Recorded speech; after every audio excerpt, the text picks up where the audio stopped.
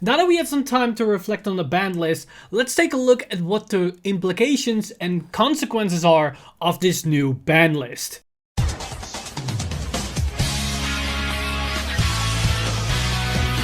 Stand up! Vanguard!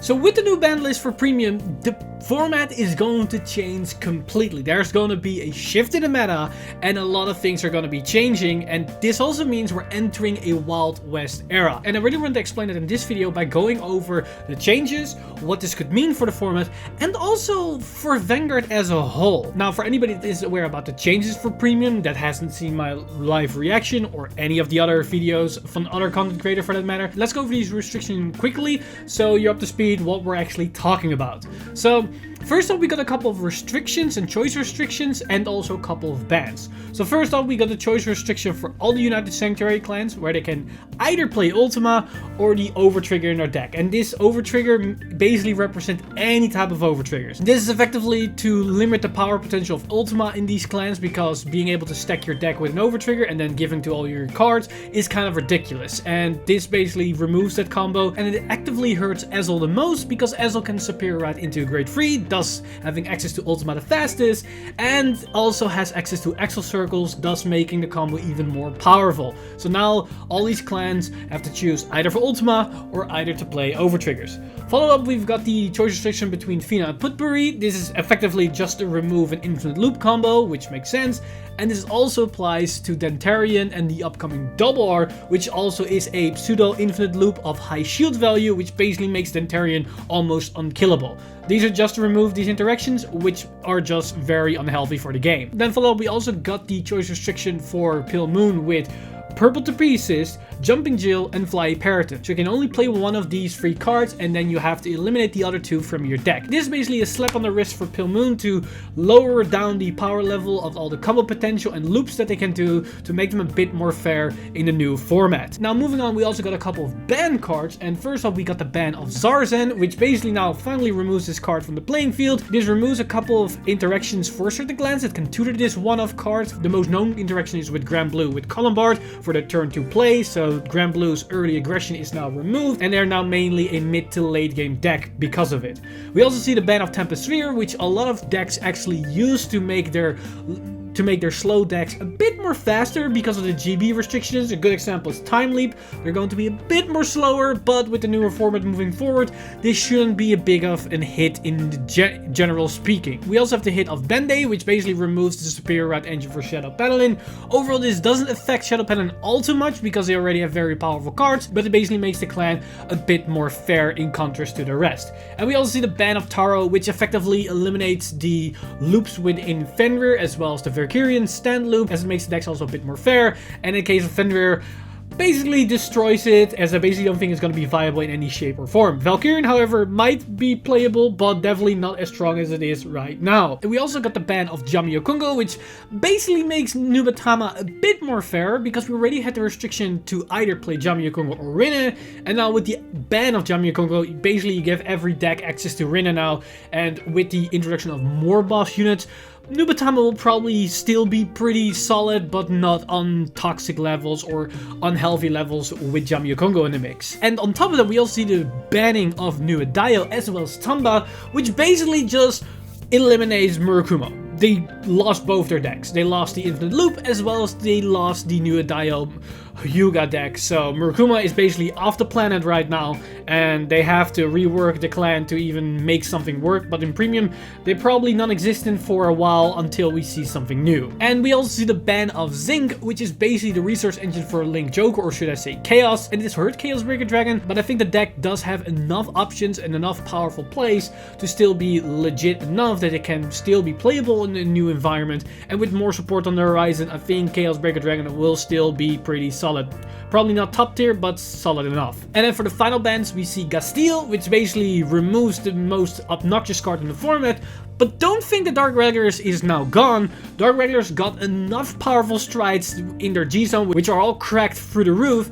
But on top of that, they have access to NOK. And NOK is still an insane card, which will probably still win games even in a new environment. So we lose this toxic card, but Dark Regulars is still a very strong clan. And on top of that, we see also the banning of Songster, which is again a Pale Moon deck.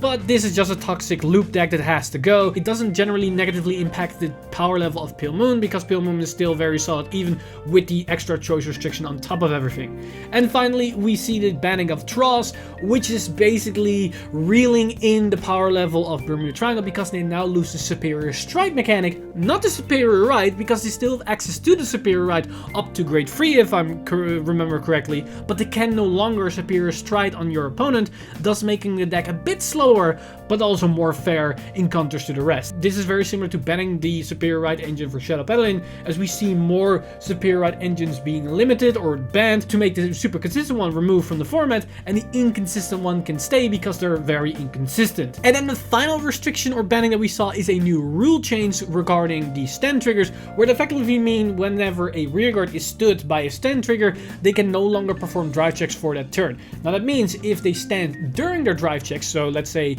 they attack, you activate their twin drive or their single drive, and you stand them with the drive check of the stand trigger they hit during their drive check, the rest of the drive checks are still resolved, but the following attack, they won't have any more drive checks. This is basically to remove the infinite stand combos that we see with Blade Master and Valkyrian to make the decks more realistic. And this probably will mean the end of Blade Master, but Valkyrian is probably still viable because of Valkyrian being a 70k body, and it already has an extra restand in the likes of Uranus, so having also another stand option with Valkyrian, it is possible that that thing can attack 4 times, because it can attack on its own, have a stand trigger, attack again, then you can restand it with the Uranus effect, so it's already 3 times, and if you attack with Uranus and you hit a stand on that attack, you can stand him again and attack again, so you can attack about 4 times with him, which is still pretty solid for a 70k body. And because stand triggers will less be prominent, you can opt to play maybe some cheeky crits, which then means you can potentially start swinging with a double crit 70k body, or maybe triple crit if you went with Force 2. So there are definitely different options. The deck won't be as obnoxious as it is now, but more playable out of the gate. And that's are basically all the bans that we got. So effectively, New Dio is removed. We eliminated Zarzan and Tempestosphere, which makes a lot of decks a bit more slower. The superior ride of Shadow Paladin is gone. We removed the stand loops for Valkyrian as well as Blade Master, and the Fenrir loop is now also gone because of the banning of Taro. Nubatama is a bit weaker, Murakumo is completely gone, New Dio and the Infinite Loop is removed, the Songster Loop is removed, Bermuda Triangle lose their superior stride mechanic, and Pale Moon is a bit weaker and an extra hitch here and there to lower the power level of the general meta itself. Now, which decks do actually come on top out of this? Now, this is pure speculation, as we don't really know a lot of information right now because it's the Wild West, but from what I've seen and heard through the grapevines, what I think will be very good contenders for the new meta are Gold Paladin with a special Ezel engine that could definitely be a thing right now with the rest of the decks being a bit slower. I think Luward is still going to be a solid deck because it hardly got any hits. Yes, it lost the superior ride mechanic, but Luward didn't really need it to be really good because the whole deck is still pretty solid. Dark Regulars will still be a very strong deck because they still have NOK with Bear Magnus as an option. Their strides are ridiculous, so that's still going to be a thing. It's very likely that Nubatama might also be a bit more on the horizon. Maybe not now, but with the upcoming support of Daihozan might actually be something in combination with Rinne. Genesis might actually also surprise us because either Valkyrian can still be a thing, or maybe the new Regalia stuff can actually make a splash in the format as well. And we shouldn't underestimate Pale Moon and Grand Blue, because even though they got hit to some extent, Grand Blue lost their early game and Pale Moon got a couple of restrictions, these two clans are still really versatile and very powerful and shouldn't be underestimated. These two clans are still very good contenders for the new meta. Now, as of the rest of the clans, there might be some hidden gems that suddenly might come out of the woodworks with the restriction of these boogeymans that are currently running amok. We don't really know. It's a Wild West, as there's a lot of unconfirmed information and we have to playtest a lot of stuff to actually figure out what the current environment is. A good example of what might actually come out of nowhere is maybe Gear Chronicle with Time Leap, or maybe a generic Gear Chronicle deck. Because the format is going a bit slower, that deck might actually come back because it was a really good solid strategy for a tier 2 strategy, but the boogeymans in the previous format were basically suppressing the deck, and it could win against those decks, but not on a consistent enough basis.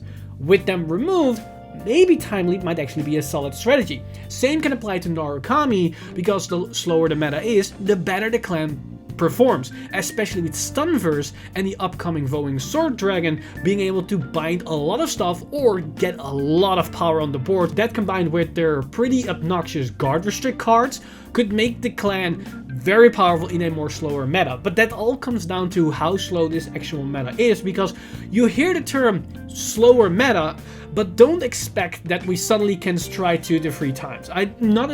We cannot assume that that's going to be the case, because as already explained, NOK is still solid. Even though Gastille got banned, NOK as a card can still run amok in this new format, and NOK can kill people still on the very first grade free turn if the deck performs well enough. And yes, Assassin is limited to 1, if I remember correctly, but it doesn't need more than that to actually make the deck very powerful, because it can still potentially then kill on the very first try. So the slower format doesn't necessarily mean we're gonna go into multiple turns more than we already are doing right now before the bans, but it basically means that more decks will have less explosive cards in one singular turn, and it will happen on a less consistent basis. So it will be more likely that we'll see more turns than just 3 turns, but don't assume that it will be as slow as Overdress or to some extent V-Series. It's still very powerful on the very first grade 3 and first try turn that can easily kill players if they're not careful. And that brings us to the final point, which is very important, because I can assume that some people are concerned that maybe some of these restrictions weren't enough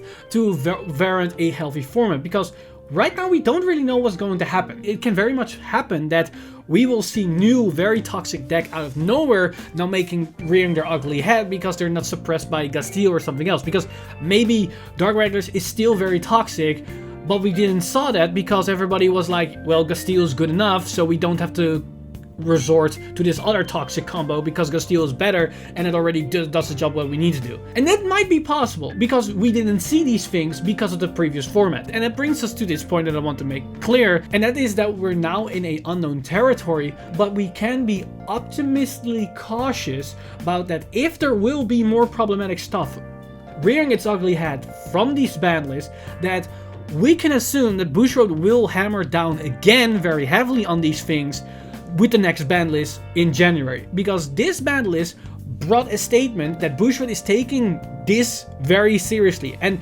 this not only applies to Premium, this basically can apply to all the formats, because right now they decided to, okay, Premium needs to be healthy, this is not how it's good, so we need to fix these things. And they listened to the information not only from the Japanese side of things, which saw a couple of bans, like it's known that the Starvader hit was from Japan, same as with the Tamaloop, that wasn't all that prevalent in the West but very prevalent in Japan. Those bans came from Japan, but a couple of the other bans came from the West. They are looking worldwide to see what problematic cards are. So if we see more problematic things arise from this ban list in a new format, I'm very confident that it will be addressed in January if we at least make it known to Bushiroad that there are things that need to be addressed. That said, however, we need to be very careful in saying when things are problematic, because a strong deck doesn't equivalent to a problematic deck. You can have very strong decks in the format while still being healthy. That is definitely very much plausible. But at the same time, this also gives me hope for V Premium and for Standard, because there are a couple of cards and a couple of decks that are very much on the border of there needs to be something done. Everybody already can think about a couple of things like Prisms in V and Leonard or Bruce to some extent in Overdress, but I think it is still somewhat doable unless it gets a bit ridiculous if it still is a problem at the end of this year. And if it is a problem at the end of this year, I'm confident if we let it know in a healthy way that Bushiroad will address it with the new ban list coming this January, because they have shown that they want to fix and they are willing to fix stuff and be very heavy on this no matter what the format is. And this then also applies for any future meta. Whenever something is problematic, I'm now more confident that Bushiroad actually does something. But we have to wait and see what's going to happen for the next few months, and if coming January we see the exact same treatment once again. If we see this again, if it's needed, then I'm very confident that the future for the meta play within Vanguard, be it Premium, Standard or V, can be very prosperous as long as Bushiroad keep working as they are doing right now, because this is a good step in the right direction. And I think a lot of Premium players can agree with this, because this is something we've been screaming about for a long time, and I say we, even though I'm not really a premium player, but I've been with the premium players that I really wanted to see this, because now I'm also more excited to actually enter the format, because this is a very good sign. And that brings us to the end of the video, where I basically want to talk about that I'm definitely going to start more dabbling into more premium content, because this newer format is a lot more interesting. There's also more things to talk about, because there's more than just the typical top tier decks, and the rest doesn't really matter unless you want to play more casual. But a lot of players weren't that interested in it because the format wasn't really all too healthy. And that also brings me to the premium deck profile that I did a couple of weeks ago, I think 2 weeks-ish, of the Chronos Command premium deck profile. Yes, I got a lot of comments about it, that do I make an upgraded version because now Tempest Sphere is banned? And the answer is yes. I'm gonna do an upgraded build for it, because I already saw a better build for the deck that used a couple of different combos. But now that Tempest Sphere is also banned, I need to rework that as well. So I'm gonna work on that list a bit more, and I will come back to that, I think maybe in a couple of weeks once I'm done. Maybe I will wait till the actual cards come out so I can just use the actual cards in the video. But it all comes down to specifics when I'm decided to actually upload this video and make it. But there definitely will be an upgraded version of this deck that is tournament legal with the new ban list in mind. And for anybody that's still watching, here's a bonus clip of me once again calling the future, because I knew that these bans were coming, well, months in advance. How did you beat me? Everybody knows that stand loops are the best deck in the format. Time Loop is just a tier 3 deck. That's where you're wrong. In my time, they are tier 1, and stand loops and Murakumo don't even exist anymore. So if I were you, I would get those time loop cards as soon as possible once the meta shifts. And who knows, there might be more of these clips on the channel right now without anybody actually realizing. Does it mean I know the future? Or does it mean I'm actually an insider within Bushiroad? Who knows? But with that said, I want to give a huge shout out to my Patreon supporters over at patreon.com/insider. You guys are amazing. If you want to support the channel or everything that's happening on the channel, you can simply go to patreon.com/insider and become a patron today. But with that said, I've been Mr. Time Leap, and I see you guys in the next one!